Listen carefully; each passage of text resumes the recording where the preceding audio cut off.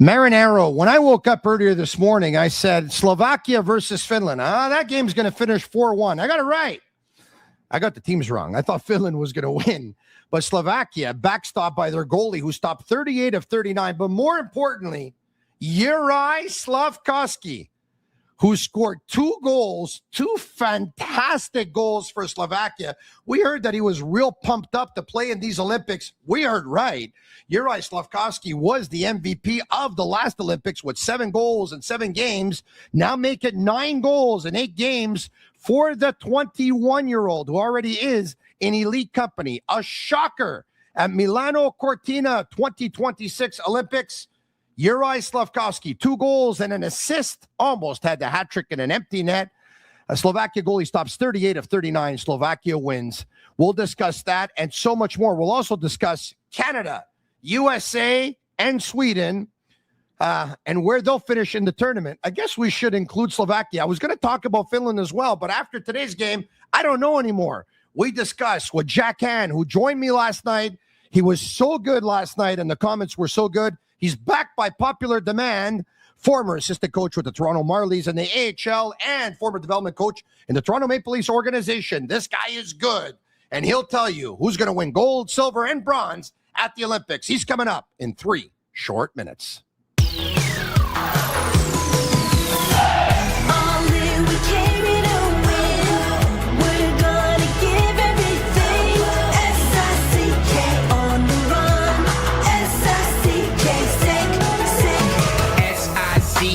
It's the sickest podcast. Tune in for the audio, or you can even watch back. Giving players all the props, or put them on blast. We don't give no hot takes, only talk facts. We're giving all our devotion, riding high on this wave of emotion. Going all out, yeah, 'cause this is our time. No, ain't no stopping us till we reach the finish line. All in, we came here to win.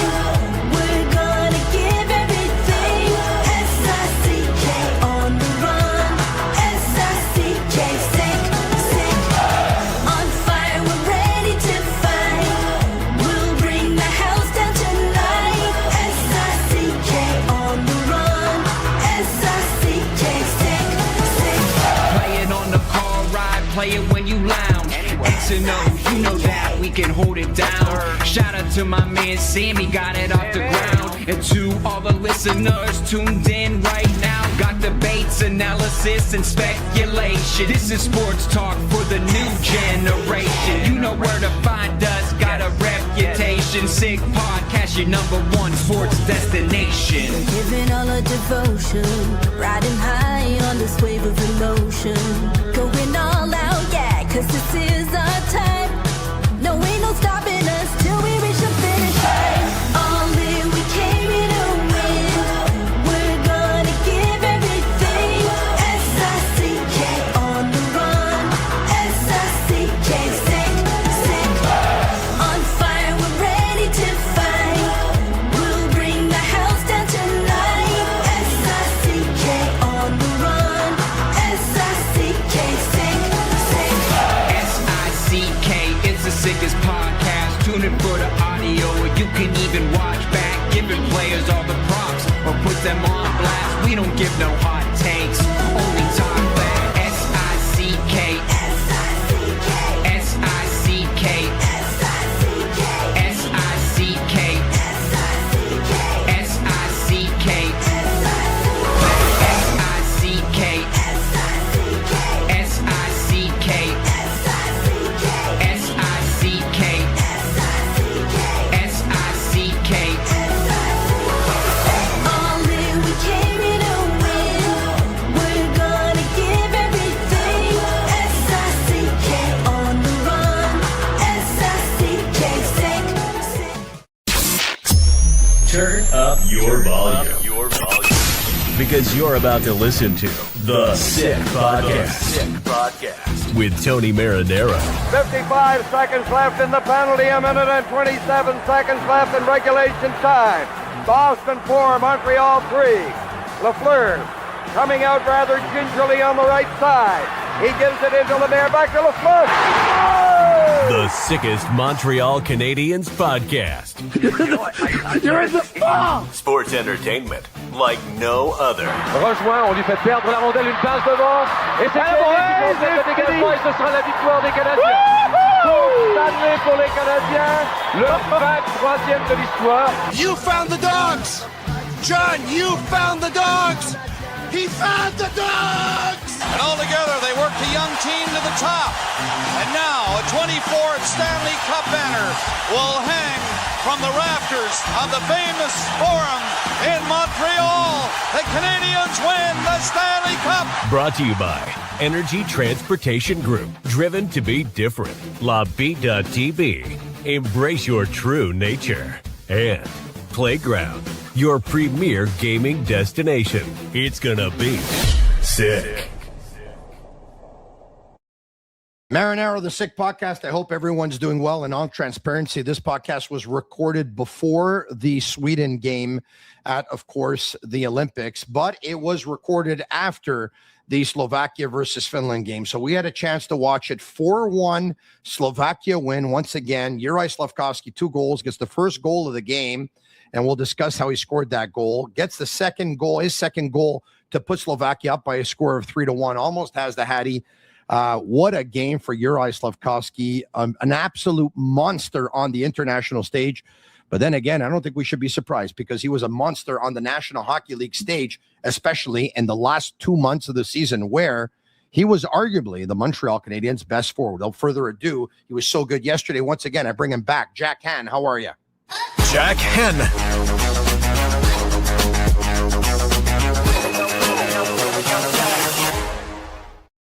Can is brought to you by and sponsored by Souvlaki Authentique. Montreal knows good food. Nothing hits like Souvlaki Authentique. It's comfort food. It's Greek style. It's family run. It's flavor packed and proud to serve Montreal. Go to SouvlakiAuthentique.com to find your nearest location and bring the taste of Greece home. Wow. What a game and what a performance. And man, I'm kicking myself because you know, I think I made like the terrible mistake that I keep on doing, saying there's no chance that Slovakia beats Finland. And the game, as they say, Jack, is played on the ice, huh?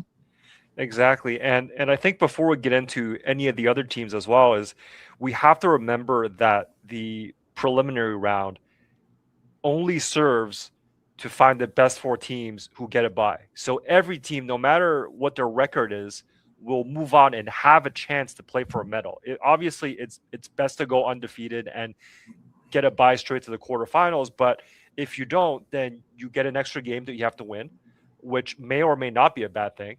But certainly, you know, Finland is the defending champs, obviously in very different conditions compared to 4 years ago, but they're not out of it, right? So if you want to go far, you want a medal in these competitions, it's okay to lay an egg early on in the preliminary rounds.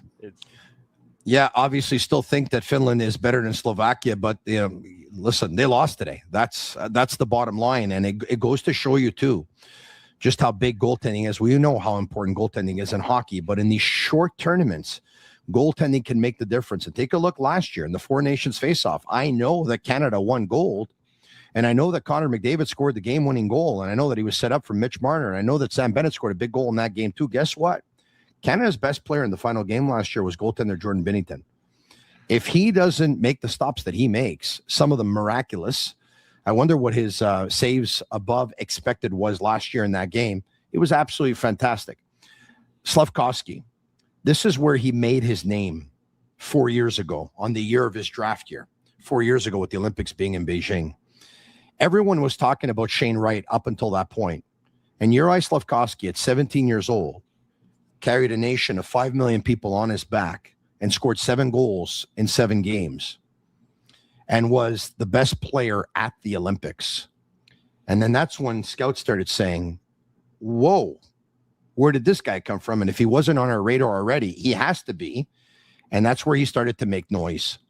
Can you begin to put into words the feat he accomplished 4 years ago and doing it again today, 4 years later at age 21, the degree of difficulty And just sum it up for us if you can.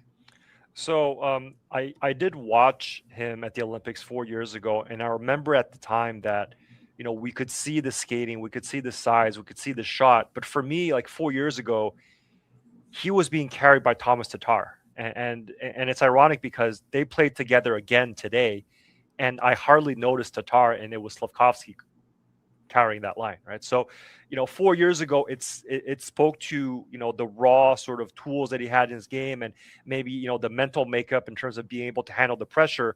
But today, when I watched him, it really spoke to the legitimate improvements that he made as a playmaker, as a defensive player, as an all-around player. And you know, it's not just because every puck that he was shooting was going in. He was doing all the other things, whether it was exiting the D zone, whether it was coming back on the back check, you know, helping his teammates out. Like, he's a much more complete player today, and it hasn't come to the detriment of his scoring, obviously.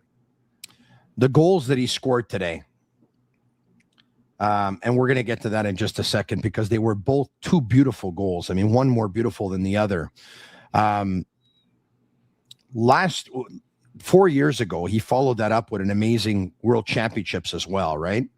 And he was, I think, in the top 10 or top 11 point getters of the World Championships 4 years ago, playing versus men. And so he had, from what was it, from February to April, he went on an incredible run, which propelled them to the top when the Canadians, and ultimately the Canadians, needed some interviews and stuff like that, and some conversations with all the players before making up their minds. But there was a lot of murmuring after the draft. I remember for most of that draft year, I was like, you know, the price is right. There were some that weren't happy with the selection at the time. I think we can say that it doesn't matter what happens for the rest of their careers, because once again, this is not a sprint, it's a marathon. We can understand why the Canadians chose Slafkovsky now more than ever. Yeah, I mean, absolutely. And the thing is, you know, the folks who are maybe unhappy that Slafkovsky was picked number one, at the time, I was among those people. I just thought that there was such a small sample size of, you know, admittedly great production against men, but such a small sample size, right? He played 20 great games. Yeah. A lot of promising young players can play 20 great games. And, you know, the reason why most top picks, they tend to skew, let's say, you know, whether it's from the OHL or from the national team development program, you know, these are players who play, you know, 50, 60 games a season. So it's always a little bit more of a guessing game. You know, today we saw Capo Caco, right? Yeah, a player who I think if we roll back the clock to their draft years would have been talked about in very similar terms as Slafkovsky. We also saw Mikko Rantanen, who in his draft year would have been talked about in a very similar way, right? So three different players, three different sort of career trajectories. We don't know what Slafkovsky is going to be like. Obviously, we have a better idea for Kako, and it hasn't been great for Rantanen, who's been a lot better. So, you know, as you said, it's a marathon. You remember, like, his performance at the Olympics, Slafkovsky's 4 years ago, and the World Championships was so great that what I clearly remember from that draft year was when Kent Hughes went up and he made the selection. Do you remember how he announced them? No, I don't recall. The Montreal Canadiens are proud to select from the Slovakian national team and TPS Turku. Like, Turku. I don't remember when was the last time a GM or a head of amateur scouting would actually announce that the player, you know, coming from his national team, before actually even saying which team he played for. It's that Juraj Slafkovsky from the Slovakian national team that they drafted first overall, ahead of the guy who played for TPS Turku. Yeah, well, I think it's completely reasonable. And I think there was some measure of hope in that statement, because, you know, he didn't have a great year with Turku from a production point of view, right? He was putting up some points, but if you stacked up his draft year at the club level versus whether it is, you know, Shane Wright or other players in their age group, or, you know, previous players coming out of Liga, it was nothing to write home about. Like, this would have been a huge gamble to take on a player. I just want to look up how many points he had, because 10 in 31 games. So yeah, there were about 15 players on his team, give or take, that had more points than him that year. Yeah, so Liga, like having coached in Liga for a couple of years, like I would say it's a little bit stronger than the ECHL and definitely not as strong as the AHL. So with a player that you're looking to pick, top 5 out of Liga, like you're looking for almost a point a game player. Like that's a player that you feel comfortable. Okay, obviously you're playing against men, you're playing against very structured defenses. Yeah. But if you're not getting like half a point a game or 2 points every 3 games, like you're kind of left wondering, like how much offensive upside does this guy have, right? Like, is he going to be again a Mikko Rantanen, or is he going to be like a Joel Armia, who's a good player, but certainly would have been a disastrous first overall pick? And it's funny because when Slafkovsky was drafted, I think he was asked who he compared himself to or who he models his game after, and I remember him saying Rantanen. Now Rantanen 6'4", 228. Slafkovsky probably a good 6'3.5", maybe 6'4", about 225 to 230. So pretty much the same height, pretty much the same weight. Rantanen a Finn. We saw him earlier today. Slafkovsky a Slovak, obviously. Slafkovsky shoots left. Rantanen shoots left. Both can play either left side or right side. There's a lot to compare there. Rantanen drafted 10th overall back in 2015. Rantanen also had played for TPS Turku, and he played for them for about 2.5 to 3 seasons, and in his final season put up 28 points in 56 games. Rantanen has had seasons of 105 and 104 points in the National Hockey League. I don't know if he's ever going to get that again, because when he got them, he was playing with Nathan MacKinnon, on a line with Nathan MacKinnon. But for those who thought it was a stretch, Slafkovsky compared to Rantanen, take a look at the Slafkovsky that you've seen in the last 2 months, the Rantanen you've seen in the last 2 months, and take a look at the Slafkovsky and the Rantanen you saw today. Probably not that much of a stretch after all, eh? No, not nearly as much as I don't think most would have expected. And I think it's important to note that, again, Rantanen had those seasons playing with McKinnon and Makar in, Colorado's system. And Slafkovsky is starting to really blossom in Montreal's system under Marty St. Louis, playing with Nick Suzuki and Cole Caulfield and Lane Hudson and now Ivan Demidov. So again, like he's not the only guy on his team, but he's one of the guys. Sick Podcast is brought to you in part by Energy Transportation Group, a leading asset light 3PL that's driven to be different from cross-border freight between Canada, USA, and Mexico to coast-to-coast shipping in both Canada and the United States. Energy moves it all. They're fast, reliable, and powered by tech that delivers smarter logistics. If you need a real partner in transportation, contact the team at sick@shipenergy.com and see how Energy Transportation Group is changing the freight game. Also brought to you in part by Playground. It's hockey night at Playground, as if watching hockey wasn't thrilling enough. Now every goal means more action on the felt.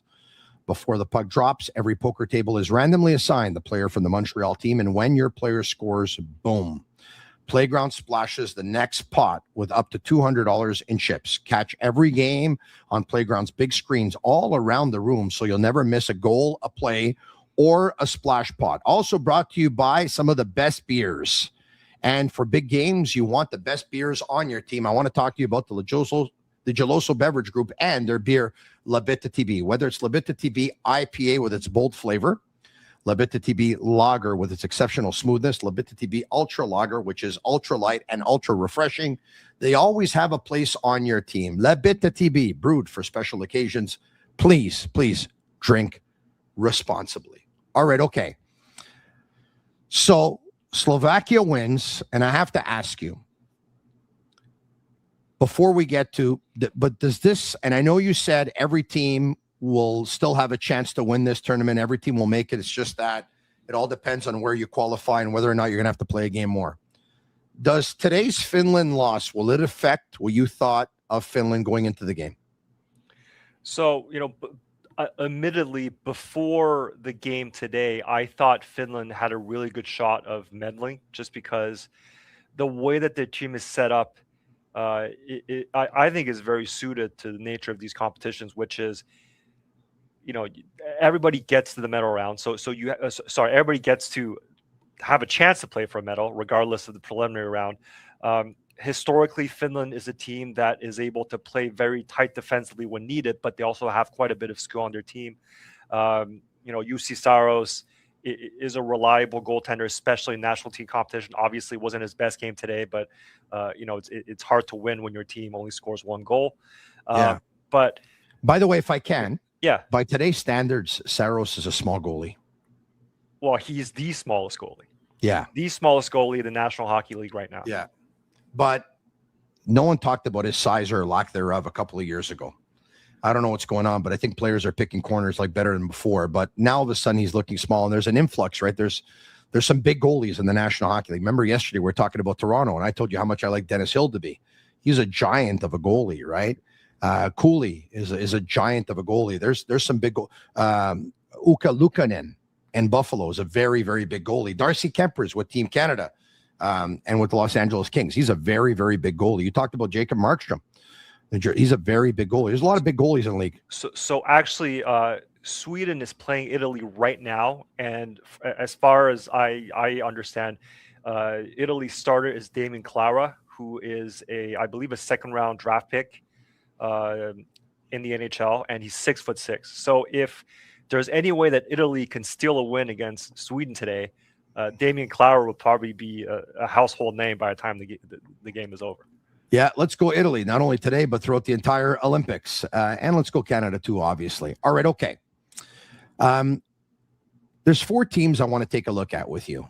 In my opinion, the 4 teams that had, were the strongest teams on paper going into the competition. Canada, USA, Sweden, and Finland. Where do you want to start? Let's go Canada. Let's start with Canada. Here you have it. The updated lines, because there's a change. A couple of days ago, or even up until yesterday, we were thinking that, or we were hearing, or we saw that Suzuki was going to be playing with McKinnon and Hagel. So Suzuki and Reinhart have actually swapped spots. McDavid, Wilson, and Celebrini remain intact. McKinnon and Hagel have Reinhart on their right wing now. Crosby will have Marner and Stone. Horvat has Marchand and now has Suzuki instead of Reinhart. The extras are Jarvis and Bennett. On defense, Taves, Makar, Morrissey, Pareko, Theodore, Sanheim. Your extras are Harley and Doughty. Bennington and Logan Thompson are your goalies, with Kemper as well. Your thoughts to start on the line changes and Suzuki and Reinhart swapping? So the first thing that's sort of surprised me since the very first lineup was publicized was the fact that Celebrini is playing with McDavid. Now, I'm a big fan of this move, and it's something that I've talked about elsewhere, which is Celebrini might end up being one of Canada's best skaters by the time that this tournament's over. He's 19 years old. It's obviously his first Olympics, but there's something about having a very good young player on a veteran team that, elevates both sides, right? We remember, Crosby in 2010, he was sort of on the younger side back then, or Jamie Benn, or Drew Doughty. I just think that for Team Canada, as a rule, whether it is on the men's side, which is what we're talking about today, or even on the women's side, is every single Olympic or every single major international event, you bring one really good under 21 player and you give that player a chance to play some minutes, because your lineup is so deep. And I think it's very easy to overuse your vets or to give your vets sort of the benefit of the doubt based on past performance. It's always good to have one or two kids to really push that, the standard and push the pace of play. And I think the fact that Celebrini's starting with McDavid, I think it's a great sign, because right away we're not going to have to worry about him having an opportunity. So if he struggles early, he goes down the lineup and we promote somebody who is experienced, who we've seen before, no problem, right? But if he's great right out of the gates, that makes the team that much deeper. Okay. I want to bring up the lines again, because when I see this, the first thing that, I assumed going in that McKinnon would play with Crosby and Celebrini, and maybe we might see them at one point. And I wouldn't be surprised if we do. But when I take a look at this, it almost seems like, to me, don't get me wrong, I don't want this to come out the wrong way. Sidney Crosby's amazing. He's still amazing at 38 years old. I wouldn't be surprised if he ends up being the best player in this tournament because he's one of the greatest players of all time, and he's still amazing. But it almost seems like they're passing the torch a little bit from Crosby to Celebrini and saying, okay, you know what, Macklin, it's your time to shine. We're going to count on you for offense. And Sid, we're going to count on you to do all the things that you know how to do and play that 200-foot game. And we know that you'll chip in with offense too. But even if you don't, or should you less, it's okay because McDavid, Celebrini, McKinnon, and maybe even Reinhart will shoulder the offensive load.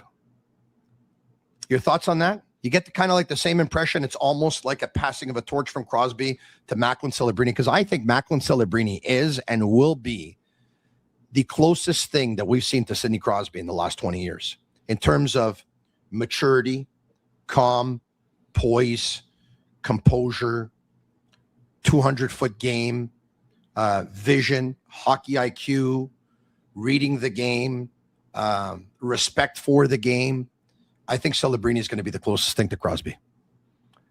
Yeah, I would agree. Very close stylistic fit as well, because Celebrini at 19 years old, he's not a great defensive player yet in terms of his effectiveness, but he's a very involved defensive player, right? He battles really hard, back checks, steals pucks, very involved. So the details in his game. Demidov has that. Demidov has that. Yeah. So they two young guys who try really hard. They're involved. They're going to get even better. Same draft year, by the way, for those who don't know, but I'm sure most know. Macklin Celebrini went first overall in the draft, and of course, Ivan Demidov went fifth.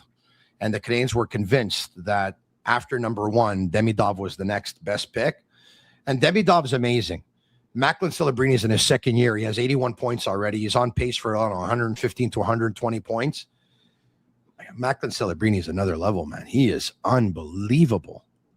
He's unbelievable. So let's go back to Canada's team. Yeah. So speaking of Montreal, right? Speaking of the Habs, obviously the name that we're going to discuss is Nick Suzuki, right? Yeah. And for me, Nick Suzuki, in his first Olympic participation, it's okay for him to start in the bottom six.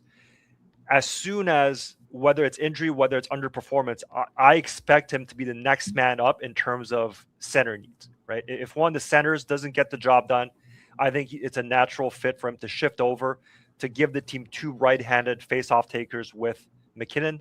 I don't really, I would expect him maybe to play with some of the quicker players on this team because, even though he is a good skater, his strength is more, the sort of the two-way play and less about carrying the puck through people. So, in an offensive role, maybe we can even see him next to McDavid and Celebrini. I think that could be an interesting complement. Remains to be seen whether Tom Wilson is a solution there. I'm not convinced personally, even though Tom Wilson's had a very good season in Washington. He's become, I think, a much better two-way player in recent years. I just think he doesn't have that next level IQ or anticipation or skill to really make the most of the pucks that McDavid and Celebrini is going to get to him. Whereas I think Suzuki, could be that guy, especially if Suzuki plays more of a defensive role. If he does more of the heavy lifting through the middle of the ice, allows Celebrini and especially McDavid to burn people on the wings. Look, they're trying to get in a very hardworking player on every line. I understand the thought process. I wouldn't be surprised. I hope it works. I wouldn't be surprised if late in this tournament you end up seeing a fourth line of Sam Bennett centering Tom Wilson on the right and Brandon Hagel on the left. I wouldn't be surprised. Yeah, I mean, for fourth line, that could be interesting. But what I will say is, the way that Team Canada is constructed, there's not a single player who doesn't work extremely hard on that team. There's not a single player there who's a floater or who's not going to back check. Like, you're right about that. Even if we're talking about guys like Sam Reinhart, like very good defensive player, even though he's 50 goal scorer. Sidney Crosby, obviously, Connor McDavid, when the game's on the line, like he's going to back check like a mofo, right? Or Nathan McKinnon. Like there's not a single guy on that lineup that you could say, oh, he's not a hard worker, because they're all hard workers. So we'll show you now what Canada has slated for the power play as it stands right now and what they have slated for the penalty kill. Unit number 1, your quarterback is Makar. On the flanks, McDavid, McKinnon. Crosby's down low. Reinhardt's in the bumper. Thoughts on that? Let's keep it up there. I mean, there's not too much to complain about, but I am going to complain about something, which is a while back on your French show, we talked about the Colorado Avalanche's power play and how they've struggled this season. And one of the reasons why Colorado's, obviously elite at 5-on-5, but not amazing, at 5-on-4, because McKinnon is not a very efficient shooter. So if you look at his shooting percentage on the power play for the past few years, it's under 10%, which for a high level player at 5-on-4 is really not very good. So when the pressure's on and he feels like he's the only guy, McKinnon has a tendency of wanting to force plays or to just chuck pucks at the net. So it's okay for him to be on that first unit because of everything he can do in terms of entering the zone, getting set up, protecting the puck. But I would hope that it is Reinhardt, Crosby, and McDavid who are actually going to connect on those goals. So we'll see what happens. Obviously, these are all players who are highly, in basketball terms, have a high gravity rating, right? They all want the puck. They're all used to getting the puck. And if McKinnon is okay with playing more of a complementary role, I think that's a unit that can work. But if McKinnon wants every puck and overplays, then maybe we're going to see some changes. The second unit will probably get about 30 seconds. Quarterbacking it will be Theodore. On the flank, Celebrini and Marner. Horvat's in the bumper, and in front of the net is Mark Stone. So a different look of power play. If we're talking about McKinnon getting bumped down, Mark Stone has been the most dangerous player on one of the most dangerous power plays in the National Hockey League this season in Vegas. And he's a specialist in terms of playing around the net, making plays from the near post, screening the goalie. So if Canada ever needs sort of to score sort of greasier goals on the power play, I would expect Stone to move up, and maybe Crosby replaces McKinnon on the flank. Amazing. All right. Okay. On the penalty kill. Okay. Notable combos: Hagel, Horvat, Marner, Stone, Marchand, Suzuki. So Canada is going to have no shortage of players to play on the penalty kill because, as I mentioned, even their best offensive players are fantastic, defensive workers, right? So if they're trailing in the game, they need a goal shorthanded. You can throw on McDavid, you can throw on Crosby, you can throw on McKinnon, you name it, right? So, this is actually maybe what I'm least concerned about with this team. Yeah. Interesting that Horvat and Marner are there, and they're also on the second unit of the power play. And so is Stone. So those are interesting names. I see Suzuki, I see Marchand, I see Hagel. If Bennett ends up getting in there, Bennett's going to be there. And if Anthony Cirelli was on this team, Anthony Cirelli would be, I think, on the penalty kill. And if Braden Point was on this team, I think Braden Point would be on the power play. You pick literally any two forwards who are fresh on that bench, throw them in there. I think you're going to be fine. If you want to get in on the action during the Olympics or the other sports around the world during or after, go all the way with Betway and get a deposit matchup bonus up to $300 on your first deposit. Scan the QR code on the screen or click on the link in the details section to create an account. Redeem your welcome offer. Offers only available for new customers. Terms and conditions apply. Offers not available in Ontario. Must be 18 years of age and older. And please play responsibly. All right, okay. Let's go to Team USA. Okay. Eichel with Matthew Tkachuk on his right and Brady on his left. Matthews with Boldy on his right, Gensel on his left. Larkin with Tage Thompson on his right and Kyle Connor on his left. Brock Nelson with Jack Hughes on his right and JT Miller on his left. I look at this and guess what the first thing that comes to my mind is? What is it? That the States, USA Hockey, thought that two centermen, JT Miller and Jack Hughes, would make for better wingers than a Jason Robertson and or Cole Caulfield. I'm blown away. I don't know what to say. Listen, if they win gold, I will say hats off. They won gold. But I Okay. find that crazy. So let's talk about USA in relation to a matchup with Canada, because I think that's what most people want to know more about. And when I Yes. look at this roster at the top end, obviously these are all great players, right? But compared to Canada, I find that USA's forward group is a little bit slow. So you're not going to have a Connor McDavid who is dynamic, without the puck, but even more so with the puck. You're not going to have a Macklin Celebrini who's, young and has the speed and is able to cut through people and has that confidence. Like the US, this forward group is going to be most dangerous when they play dump and chase and when they play long cycles in the defensive zone. So it's actually, the matchup that is going to be most interesting is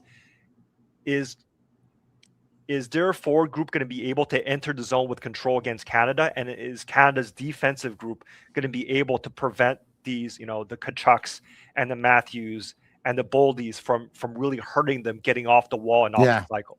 Yeah, one guy who can fly is Dylan Larkin, but I tend to agree with you. There's no doubt. Like I mean, Jack Hughes, is he 100% physically?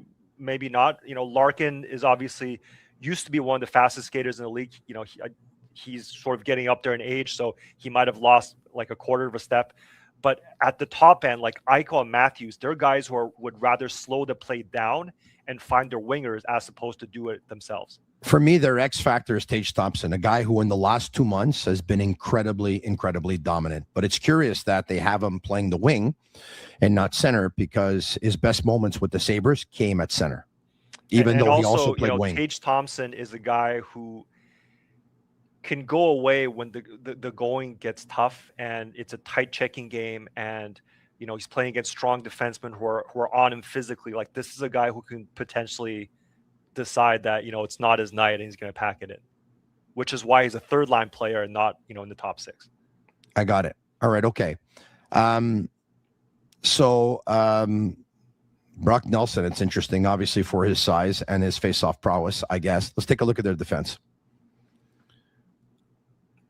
Okay. You have Hughes with McAvoy, Slavin with Faber, Sanderson with Werenski. We're also hearing that it could be Hanifin with Werenski. All right. So it could be Hanifin with Werenski and not Sanderson. I find it interesting here that they would break up the pair of Hughes and Faber, who played together with the Minnesota Wild. I would have thought that Hughes and Faber together and Slavin and McAvoy together probably would make for good pairings. But once again, this is to start the tournament, and it's not to say it's going to finish that way. Yeah, well, I mean, it doesn't surprise me as much because I think McAvoy is a better player than Faber, especially defensively. Faber is a guy who defends mostly by with his intensity, with his effort, but I think McAvoy makes better reads defensively. And also, playing McAvoy with Slavin is a little bit of an overkill. You could probably spread that defensive awareness out on different pairs. Compared to Canada, I do like the US's decor a little bit more. I find that the top six is in the US's favor because we haven't talked about Canada, but the part that really worries me is that Morrissey, Colton Parayko second pair. Neither players have had great seasons. Their teams are sort of in the dumps. As a second pair on a gold medal contender, I think that's a little bit weak. What are you telling me? You would have rather had Matheson and Dobson? I mean, we started a discussion here, huh? You could see them. I could accept the argument that Parayko is a more physical, tougher to play against guy.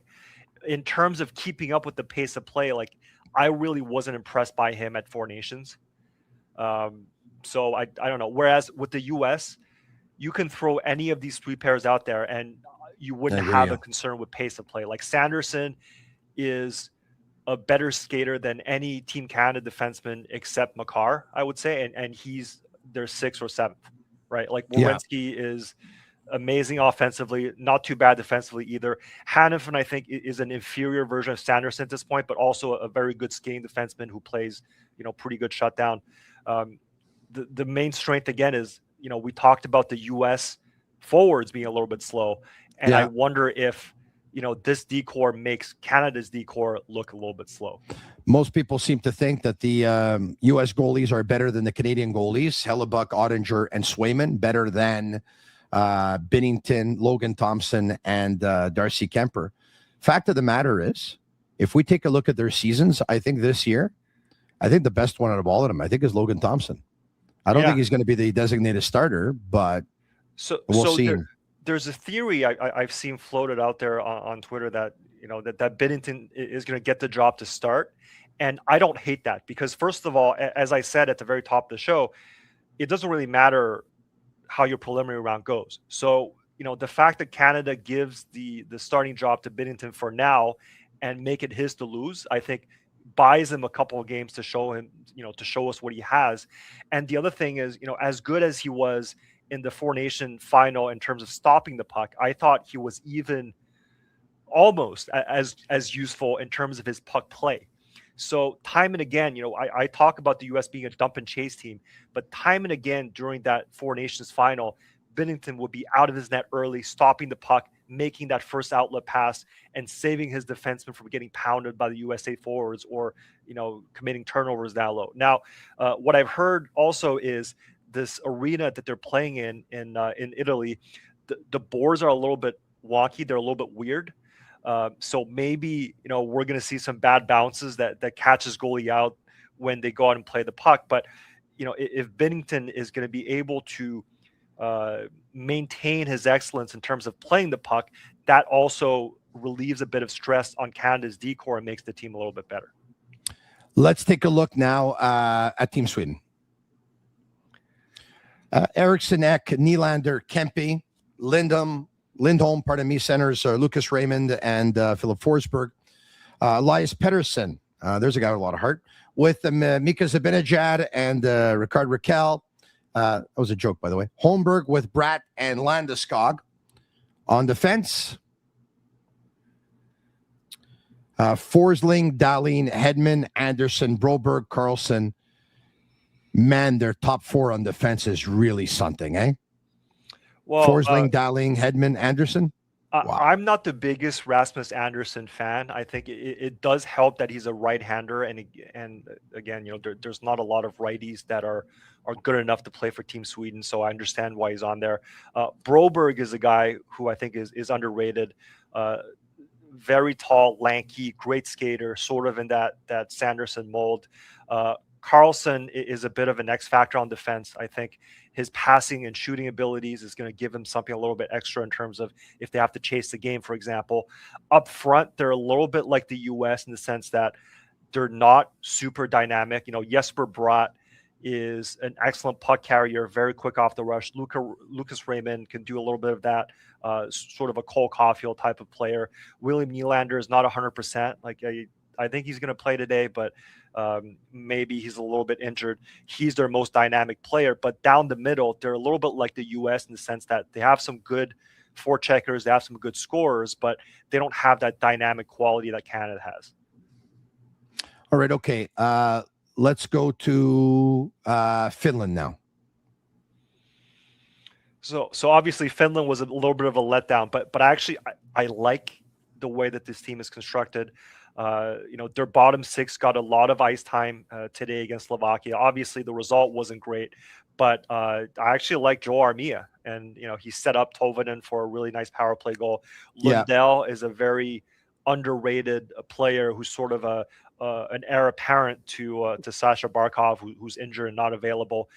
But I think we're going to see that top six come alive as this tournament goes on. One player who they're built like a sort of a NHL template of two offensive lines, kind of like a shutdown line and kind of like a defensively responsible line.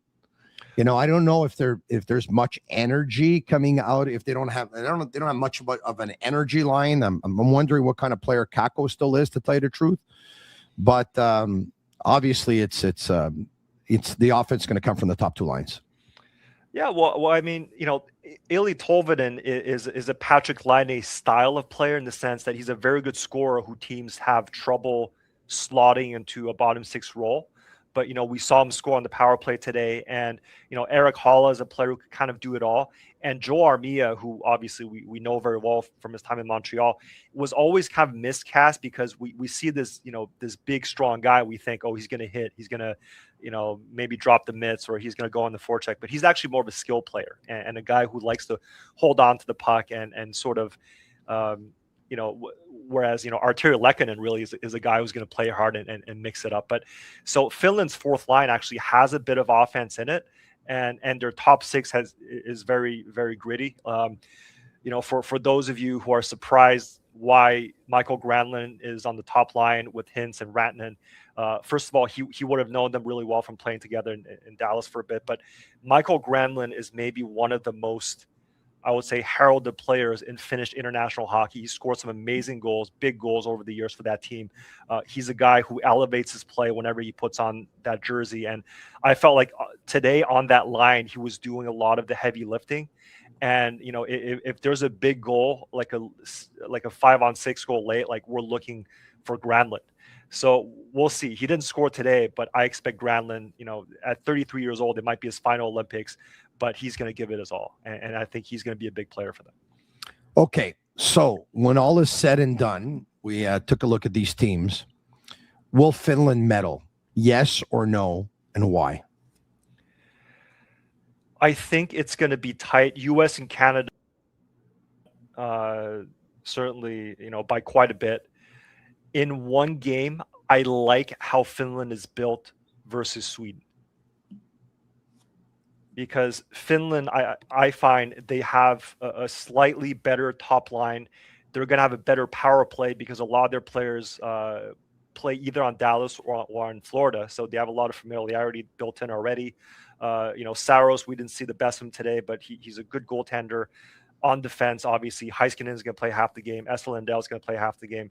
So if it's going to be a low-scoring affair, but I would give Finland maybe a tiny bit of an edge over Sweden because I like their power play more, and I think in a 5-on-6 situation, they're better able to get that tying goal. Wow, I like the offense better for Sweden, and I like the top four on defense better as well. I'm going to give Sweden an advantage over Finland. Let's go to, all right, Team Canada versus Team USA. Most see them in the final. Do you? Yes. Unless we see a crazy upset, like these are, by some margin, the best two teams, it would be logical for them to face in the final. Ultimately, what's going to be the difference? I'd be curious to see what Czechia does because, we didn't talk about Czechia at all. And they generally have a team that I'd say is pretty thin, but their top line is really something.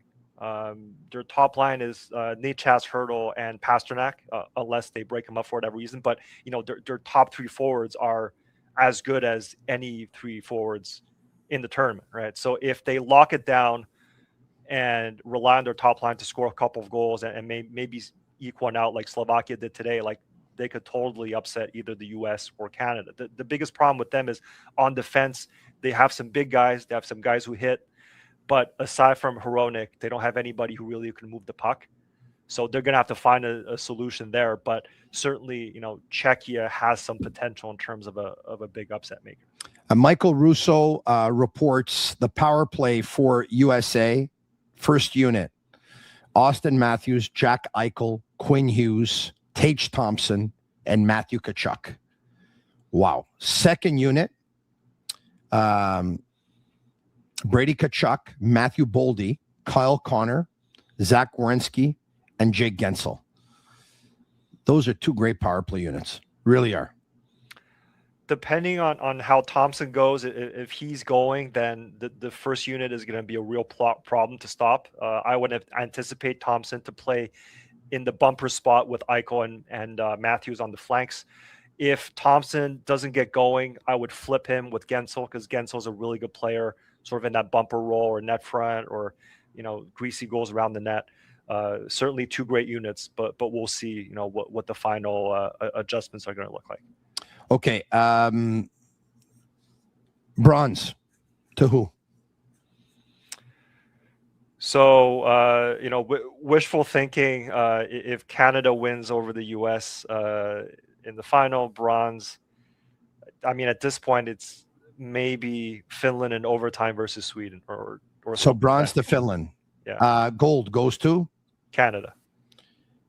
And silver to Team USA. So Canada, USA, and Finland. Gold, silver, bronze are Jack Hand's picks. Jack, we'll end the show the way we started it, talking about Juraj Slafkovsky, who has 9 goals now in 8 Olympic Games. And what kind of company is he in? Let's bring it up. Shane Gaumont and Master Control. Everyone with more goals at the Olympics than Slafkovsky all time. Solani, Marian Hossa, Olli Jokinen, Daniel Alfredson, Pavel Bure, Matt Sundin, Joe McGinley. 7 players. That's the list. And his Olympics aren't over yet. Pretty cool. Jack, thanks for doing this again. 2 times in 2 nights. We'll talk to you soon. All right. Thanks, Tony. There you have it. He's the former assistant coach of the Toronto Marlies, and he's a former development coach in the Toronto Maple Leafs organization, Jack Hand. Thanks for watching, everyone. Special thanks to all of our sponsors and Shane Gaumont and Master Control. Once again, in all transparency, this podcast was recorded prior to the Sweden versus Italy game, but after the Slovakia versus Finland game. Thanks for watching. I'll be back tomorrow night. Same time, same place. Sick Podcast. I'm Marinaro. And that's a wrap. Hope you don't miss us too much until next time. Follow the Sick Podcast with Tony Marinaro on YouTube, Instagram, Facebook, Google Play, and Apple Podcasts.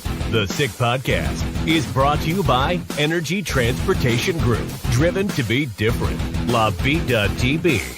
Embrace your true nature. And Playground, your premier gaming destination.